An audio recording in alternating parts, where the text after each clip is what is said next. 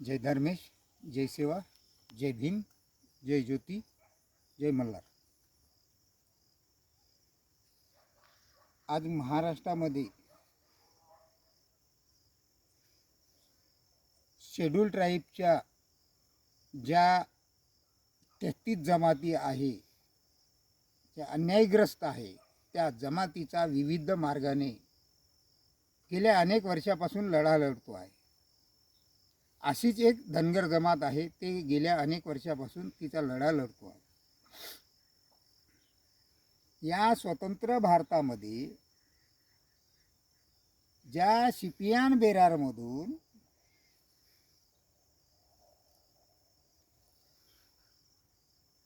या बॉम्बे प्रांतामध्ये निवास करणारी राहणारी जमात, जे शिपियान बेरारमधून ज्या काळामध्ये 1 मे 1960ला महाराष्ट्र निर्माण झाला, त्या महाराष्ट्रामध्ये सामील झालेली ओरान, धनका, धनगर आणि याचा 1960ला त्या पद्धतीचा एक बिल पास झालेला आहे. आणि त्या बिल पासनुसार ते संपूर्ण महाराष्ट्रामध्ये जे काही आमच्या विदर्भातल्या काही जिल्ह्यामध्ये हे धनगर जमात राहत होती, या सर्व धनगर जमातीसाठी ते लागू होतं. आणि त्याच्यानुसार पूर्वीपासून धनगर जमातीला ST शेड्यूल ट्राईबचं सर्टिफिकेट 1980पर्यंत मिळत होतं.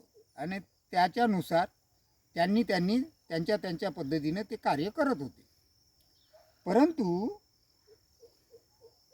महाराष्ट्र आदिवासी विभाग 1985ला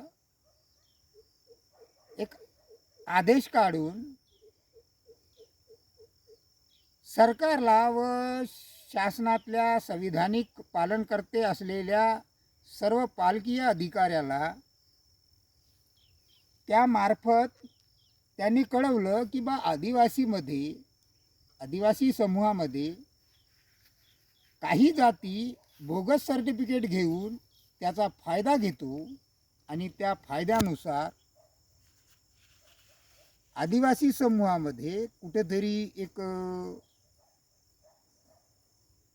भीती निर्माण झाल्यासारखं होत आहे. अशा पद्धतीचं ज्या पद्धतीचं त्यांनी कळवलं, त्याच्यामुळे ज्या 47 जातीसाठी पूर्वी डॉक्टर बाबासाहेब आंबेडकरांनी एक भाकर टाकली होती, त्या भाकरमध्ये 47 जमातीसाठी टाकली होती, परंतु त्याच्यातल्या अन्य काही जमाती बोगस आहे म्हणून आदिवासी डिपार्टमेंटनं या सर्व प्रशासकीय यंत्रणेला कळवल्यामुळे त्या प्रशासकीय यंत्रणेने या 33 जमातीला सर्टिफिकेट देणे बंद केले.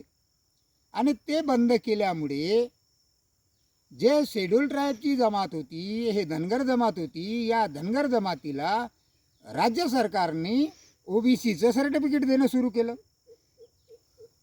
आता OBCचं सर्टिफिकेट 90पर्यंत दिलं, मग 90च्या नंतर 92ला त्यांना NTCमध्ये टाकलं. आता मला एक प्रश्न निर्माण झाला की महाराष्ट्र गव्हर्नमेंटला जे शिपियान बेरारमधून आलेली महाराष्ट्रात सामील झालेली जे विदर्भातली जमात आहे, धनगर जमात, या धनगर जमातीला शेड्यूल ट्राईबचं सर्टिफिकेट 1980पर्यंत मिळत होतं. अचानकमध्ये त्या जमातीला OBCमध्ये टाकण्याचा अधिकार आहे का? आणि असेल तर ते कोणत्या निकषावर त्यांनी टाकलं? आणि मग ते टाकलं असताना लगेच पुन्हा 92ला त्याला NTCमध्ये टाकलं. विदर्भातल्या धनगराची मागणी होती का? जर आम्ही ओराव धनगर म्हणून जर महाराष्ट्रात सामील झालो असेल आणि महाराष्ट्राच्या भाषेमध्ये ज्या संविधानाचे पालन करते, जे प्रशासकीय पालक म्हणून या नागरिकाची खऱ्या अर्थाने ज्या पालकावर जबाबदारी आहे, त्यांनी ते दुरुस्ती करायला पाहिजे होतं, कारण तर आमच्या धनगरांनी तो कुठे तिथं जाऊन लिहिलेलं नाही. मग त्यांची जबाबदारी, त्यांच्या चुकीमुळे धनगर आज रोजी फसल्या गेलेला आहे आणि त्याला फसवल्या गेलेला आहे. आणि मग हे फसवल्या गेलेलं सरकार जे असतील, या सरकारनं धनगर जमातीला, शेड्यूल ट्राईबच्या जमातीला ओबीसीचं प्रमाणपत्र दिलं. ओबीसीचं प्रमाणपत्र लगेच ना त्याच्यानंतर काही वर्षाच्या नंतर NTCचं दिलं. या महाराष्ट्र गव्हर्नमेंटला शेड्यूल ट्राईबच्या जमातीला ओबीसीचं प्रमाणपत्र देता येतो का? यांना एखाद्याची जात बदलवता येतो का? मग हे जर 1960ला जर महाराष्ट्रासाठी जे काही विदर्भातले काही जिल्हे होते यांच्यासाठी जर तो बिल पास झाले असेल, त्या बिलानुसार आम्ही जर शेड्यूल ट्राईबमध्ये असेल किंवा आम्ही शेड्यूल ट्राईबमध्ये आहोत, कारण जनजमीन जंगलशी आमचा पूर्वीचा संबंध आहे, आणि जर पूर्वीचा संबंध असताना सुद्धा जर हे महाराष्ट्र गव्हर्नमेंट या धनगर जमातीला फसवण्याचा प्रयत्न, यांच्या पोटामध्ये खंजीर मारण्याचा प्रयत्न जर करत असतील, तर त्यांनी ओराव, धानका, धनगड आणि धनगर एक आहे म्हणून मान्य केलं का? जर मान्य केलं असेल तर मग ठीक आहे, परंतु मान्यही केलं असेल तरी पण त्यांना आम्हाला शेड्यूल ट्राईबचं सर्टिफिकेट मिळत होतो, ते ओबीसीमध्ये देता येते का? मग देता येत नसतील, मग त्यांनी आमची विदर्भातल्या धनगराची कुठलीही मागणी नसताना NTCचं म्हणजे NTCमध्ये असंविधानिक, आम्हाला संविधानिक हक अधिकार असताना सुद्धा असंविधानिक का दिलं? हा माझा मूळचा प्रश्न आहे. दुसरी गोष्ट, धनगराची जी संस्कृती आहे, पूर्वीच्या काळामध्ये ज्यावेळेस भारतामध्ये विविध ठिकाणी संस्थानिक राजे होते आणि त्या राजाच्या भूभागामध्ये ज्यावेळेस जंगलं होते, या जंगलामध्ये राहणारी गोंड जमात असतील, कोलाम जमात असतील आणि हे धनगर जमात असतील, तर हे धनगर जमात ज्यावेळेस शेळ्या मेंढ्या घेऊन जात होती, तर यांचा या जंगलाशी दिवसभराचा संबंध होता. दिवसभरापर्यंत त्यांनी आपल्या शेळ्या मेंढ्या त्या जंगलामध्ये चारायचे आणि संध्याकाळच्या वेळेस त्या आमच्या कोलाम बांधवाच्या जवळ किंवा गोंड बांधवाच्या जवळ शेजारी जाऊन त्यांच्याच बाजूला आपले गोट्याचे इटुले मांडून आपले स्वयंपाक करायचे आणि तिथं राहायचे. म्हणजे रात्रभर त्यांची साथ आम्हाला, आमची साथ त्यांना, अशा पद्धतीचं आमचं त्यांचं नातं होतं. परंतु जे होतं नातं, त्या नात्यावर कुठेतरी पडदा टाकायचा, त्या इतिहासावर कुठेतरी पडदा टाकायचा आणि कुठल्या तरी ज्या जमाती आदिवासीमध्ये क्रायटेरिया पूर्ण करत नाही, त्या जमातीच्या शैक्षणिक, आर्थिक आणि राजकीय त्या जमातीला लाभ द्यायचा आणि त्यांचे लोकप्रतिनिधीच्या भरोश्यावर, त्यांनी सांगल त्या भरोश्यावर या धनगर जमातीला फसवण्याचं कार्य हे जे महाराष्ट्र गव्हर्नमेंट करत आहे किंवा विविध संविधानाचे पालन करत आहे, हे कुठंतरी निंदनीय आहे किंवा पाप म्हणताना महापाप करत आहे. म्हणून कुठंतरी महाराष्ट्र गव्हर्नमेंटनं याच्यावर खुलासा दिला पाहिजे.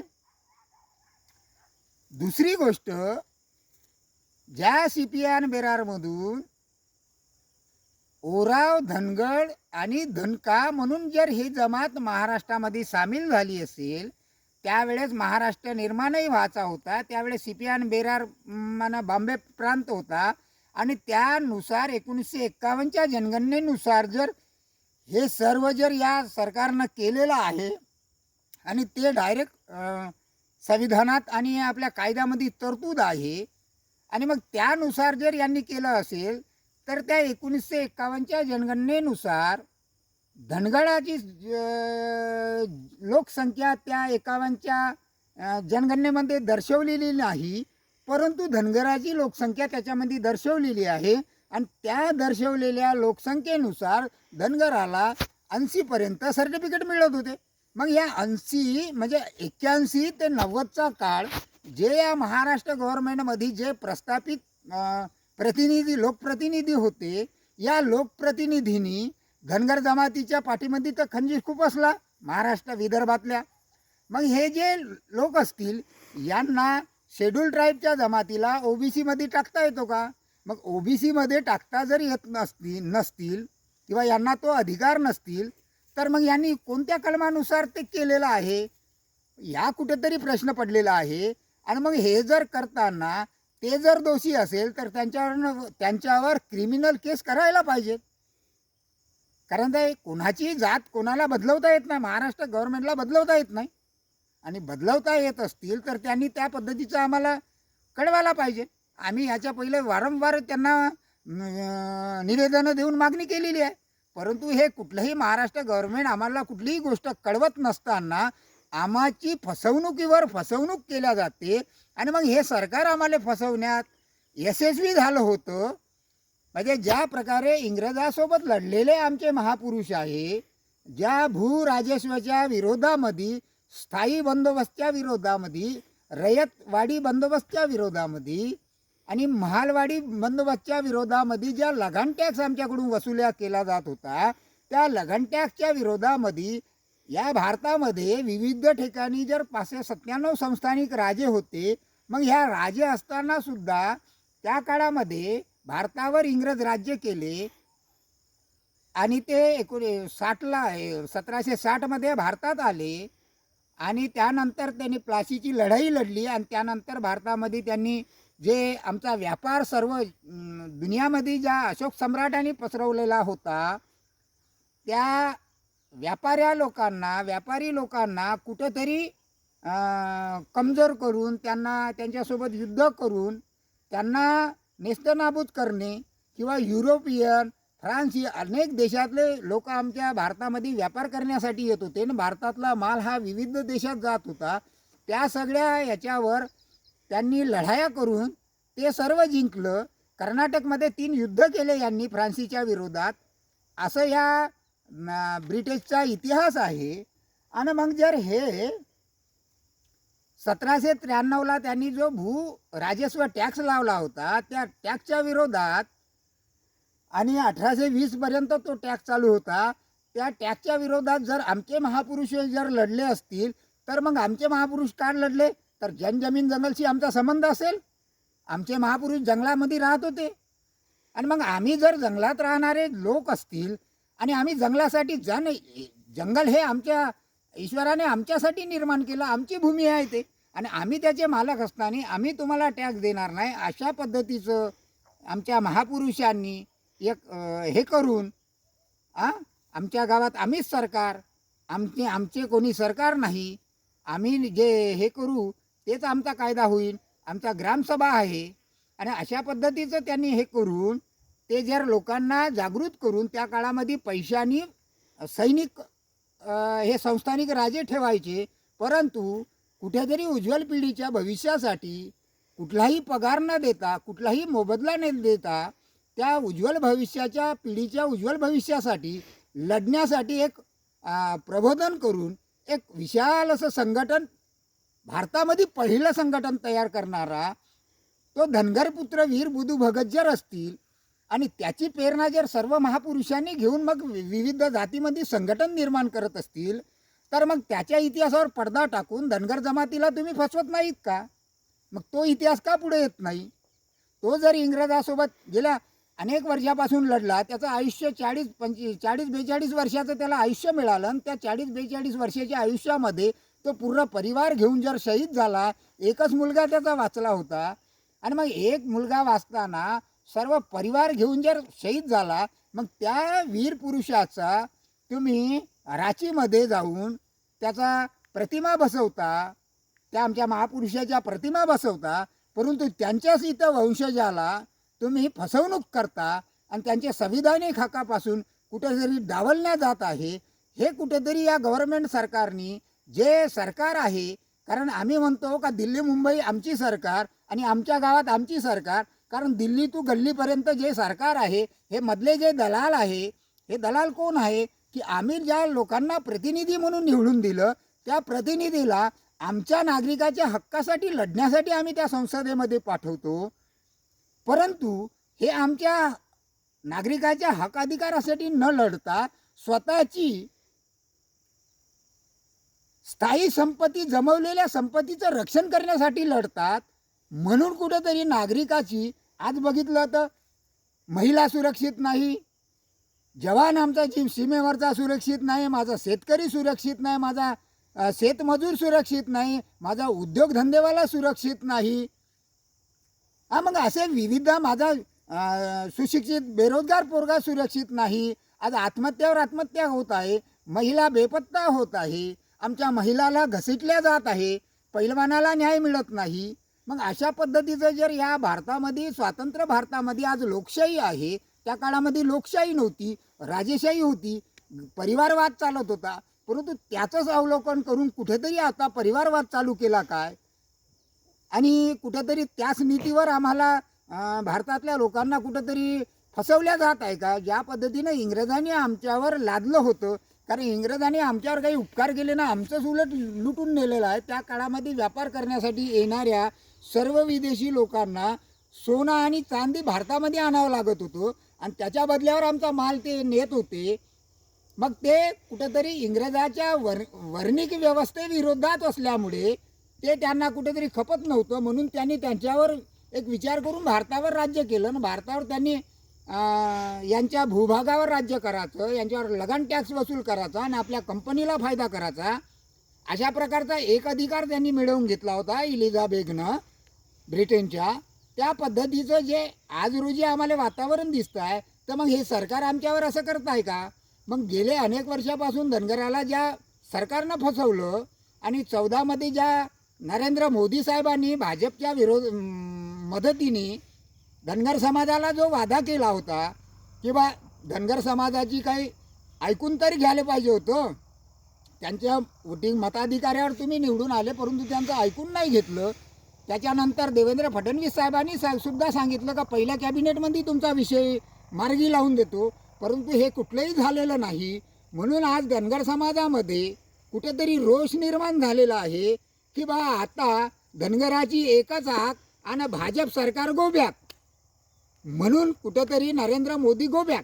म्हणून माझं एक म्हणणं आहे या सरकारला की बा आता तुम्ही या धनगर समाजाचा जो संविधानिक अधिकार आहे, गेल्या 76 वर्षापासून भारताला स्वातंत्र्य मिळालं, मग ह्या लोकशाहीमध्ये गणराज्य व्यवस्थेमध्ये धनगराला संविधानिक हक अधिकार मिळतो का. मग हा हक अधिकारावर गदा कोण आणली. म्हणून माझं एवढंच विनंती आहे, आणि माझ्या धनगर बांधवाला सुद्धा विनंती आहे का आपले केंद्र सरकारने सुद्धा बरेचसे बिल आहे आपल्याजवळ जे पारित झालेले आहे, त्यानुसार आपली जे अंमलबजावणी आपण म्हणतो, पण अंमलबजावणी कधी होणार, तर ते दुरुस्ती झाल्यावर अंमलबजावणी होतात. मग हे यांनी दुरुस्ती करायला पाहिजे, कारण तर जो खेळ या संविधानाचे पालन करते, जे अधिकारी बसलेले आहे, या खऱ्या अर्थाने या नागरिकाची त्यांच्यावर जबाबदारी आहे पालन पोषण करण्याची, त्याच अधिकाऱ्यांनी जनगणनेमध्ये जे अधिकारी असतील त्यांनीच तर कुठं खोडा नाही घेतला. या शासकीय लोकप्रतिनिधीच्या सहाय्याने हे त्यांना वाचवतात, ते यांना वाचवतात, असं कुठंतरी होत आहे का, असा सवाल धनगरामध्ये आम जनतेमध्ये निर्माण झालेला आहे. म्हणून कुठंतरी हा जो प्रश्न आहे धनगराचा ST प्रमाणपत्राचा, हा तात्काळ महाराष्ट्र गव्हर्नमेंटनी केंद्र गव्हर्नमेंटला विचारून तात्काळ सोडवावा, आणि येत्या लवकरात लवकर या सरकारने या धनगर जमातीला किंवा अन्य 33 जमातीला, त्यांचा अन्यायग्रस्त ज्या जमाती आहेत त्यांना त्यांचा वाटा दिला पाहिजे. कारण तर डॉक्टर बाबासाहेब आंबेडकरांनी ही जे 45 जातीसाठी एक भाकर टाकली, परंतु गेले अनेक दिवसापासून नेमक्या 12 जाती त्या वाटा खातो. आणि मग जनगणना करताना जर 47 जातीची 45 जातीची तुम्ही करत असतील आणि वाटा फक्त 12 जातीला देत असतील, तर हा कुठेतरी बाकीच्या 33 जातीवर अन्याय आहे ना. मग हा अन्याय महाराष्ट्र गव्हर्नमेंटला करता येतो का. मग महाराष्ट्र गव्हर्नमेंट आम्ही का निवडून देतो. दिल्ली मुंबई आमची सरकार, आमच्या गावात आम्हीच सरकार, असं जर आम्ही म्हणत असतील का पंचायती राज आहे, मग हे पंचायती राज आहे का पंचायत राज आहे. आमची पंचायत तर करून नाही ठेवली, कारण शेतकरी शेताचा माल जर घेऊन जर पिकत असतील तर ते बियाणं वापत नाही, आली पंचायत. मग अशा प्रकारचे विविध असतील उद्योगधंद्यामध्ये जो टॅक्स लावला जात आहे त्यांची पंचायत आलेली आहे. या जमातीमध्ये अन्यायग्रस्त जमाती करून ठेवल्या, आली पंचायत आहे. मग यांचे प्रश्न सोडवान कोण. मग आम्ही जे लोकप्रतिनिधी निवडून देतो, हे लोकप्रतिनिधी आमचा प्रश्न त्या सभागृहात मांडण्यासाठी आम्ही ते सरकार निवडून दिलेलं, म्हणून आम्ही आमचं सरकार म्हणत असतो. आणि हा प्रश्न माझ्या एकट्या दुकट्याचा नसून सर्व लोकांचा आहे. आणि ह्या लोकांचा प्रश्न सोडवण्यासाठी आम्ही या सभागृहात या लोकप्रतिनिधीला पाठवतो. मग त्या जमातीच्या लोकप्रतिनिधींनी हे प्रश्न सोडवायला पाहिजे. परंतु हे कुठलंही प्रकरण सोडवताना दिसत नाही. तर हे सकाळी एका पक्षात असतात, दुपारी दुसऱ्या पक्षात असतात, संध्याकाळी तिसऱ्या पक्षात असतात आणि हेच सांगतात आम्ही तुमच्यासाठी ह्या पक्ष बदलवला. अरे आमच्यासाठी पक्ष न बदलवता तुम्ही तुमची केलेल्या कमाईची आणि तुमच्या संपत्तीचं रक्षण करण्यासाठी पक्ष तुम्ही बदलवता, हे उघड झालेलं आहे. म्हणून कुठंतरी आज रोजी तुम्ही फसवण्यापेक्षा जे जनतेचे संविधानिक हक अधिकार आहे ते तुम्ही द्यावं, एवढीच तुम्हाला विनंती करतो. अन्यथा आक्रोश मोर्चा काढून आम्ही गेल्या काही दिवसामध्ये तुम्हाला तुमची जागा दाखवल्याशिवाय राहणार नाही, एवढी विनंती करतो. म्हणून आत्ताच या सरकारने जागा झालं पाहिजे आणि धनगराला धनगराचा न्याय, अन्य 33 जमातीला ज्या अन्यायग्रस्त जमाती आहेत त्या जमातीला त्यांचा न्याय मिळवून दिला पाहिजे, एवढीच त्यांना एक हाक देतो आणि विनंती करतो. कारण ज्या 33 जमाती आहे या 33 जमातीचं वाटोळं कोणं केलं? तुम्हीच केलं ना. सरकार कोणाचं आहे? सरकार म्हणजे कोण आहे? आमचं सरकार आहे. आमच्या पैशावर आमचा पैसा आमच्यासाठी वापरण्यासाठी तुम्हाला आम्ही तिथं प्रतिनिधी म्हणून ठेवलं. परंतु तो पैसा आमच्यासाठी न वापरता तुम्ही तुमच्या अय्याशीसाठी जर वापरत असाल तर हे कुठेतरी जनता खपवून घेणार नाही. म्हणून या सरकारला माझी विनंती आहे, ताबडतोब आणि लवकरात लवकर या 33 जमातीचा प्रश्न सोडवा. अन्यथा सर्व 33 जमाती किंवा अन्य बाकीचे सर्व जमाती आम्ही आमचे सरकार, आमच्या गावात आम्हीच सरकार, दिल्ली टू गल्ली एकच करून आम्ही आमचे हक्क अधिकार मिळवून घेऊ. अन्यथा तुम्हाला परास्त करू, खुर्ची खाली करावं लागेल. याची कुठेतरी दक्षता घ्यावी, एवढंच तुम्हाला विनंती करतो. आणि थांबतो माझ्या बांधवांना सुद्धा विनंती करतो का बा एकाने लढण्यापेक्षा एकीने लढू, सर्वांनी समजून घेऊ. जो योग्य मार्ग आहे तो अवलंबला पाहिजे. वेगवेगळ्या ऐकलेल्या गोष्टीवर विश्वास यांच्या ठेवण्यापेक्षा त्याचं चिंतन आणि मनन करा. ते जाना छाना आणि मग नंतर माना, अशा पद्धतीचं जे काही महापुरुषानं लिहून ठेवलेलं आहे त्या महापुरुषाच्या वाटेनं आपण गेलो पाहिजे. डॉक्टर बाबासाहेब आंबेडकरांनी आपल्याला सांगितलं का तुम्ही संघटित व्हा, परंतु आपण वेगवेगळ्या संघटना काढून संघटित झालेलो आहोत. हे कुठेतरी वेगवेगळ्या संघटनेमुळेच आपले प्रश्न निर्माण झालेले आहे. म्हणून सर्वजण आपण एकत्र आलो. माझा गाव, माझंच गाव आणि माझंच सरकार, असं जर आपण म्हटलं का दिल्ली मुंबई माझी सरकार आणि आमच्या गावात आम्हीच सरकार, आम्ही करू ते ग्रामसभा करण ते ग्रामसभा हे हायकोर्ट आहे. म्हणून कुठली गोष्ट आपल्या ग्रामसभेमध्ये होत असते आपण करू शकतो. मग आपण करू शकत असतील तर आपण ज्या पद्धतीनं आज अन्यायग्रस्त आहो त्या अन्यायग्रस्तावर आपणच न्याय मिळवू शकतो. म्हणून तुम्ही सर्वप्रथम एकत्र या सरकारला तर आपण काही दिवसातच परास्त करू, एवढीच तुमच्याकडून आशा आणि अपेक्षा करतो. या व्हिडिओ जर तुम्ही पाहत असतील तर त्याला फॉलो करा आणि त्याला सबस्क्राईब करा आणि लोकांपर्यंत पाठवा, एवढी तुमच्याकडून विनंती करतो आणि थांबतो.